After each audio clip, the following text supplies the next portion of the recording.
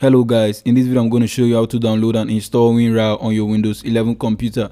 So first, open your Chrome browser or any other browser you use and then search for download WinRAR.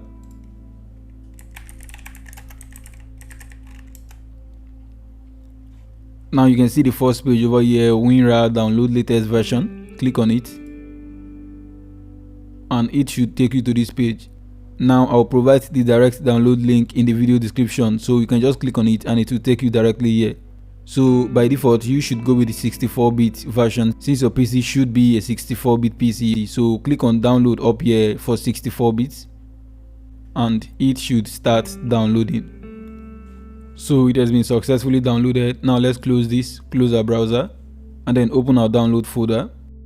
Now you can see this is the downloaded file WinRAR x64.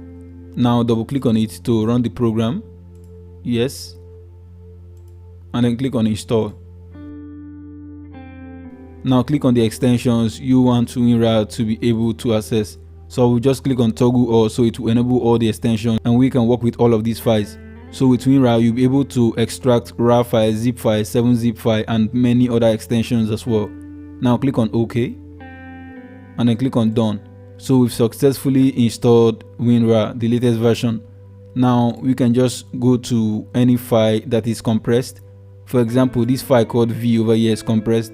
So I'm just going to right click on it and you can see this option for WinRAR over here. Once I click on extract files and then click on OK, the file has been extracted and you can see the newly created folder over here. So basically this is how to download and install WinRAR on your Windows 11 computer. If this was helpful, kindly hit the subscribe button and turn on your post notification. Thank you for watching and I will see you on the next one.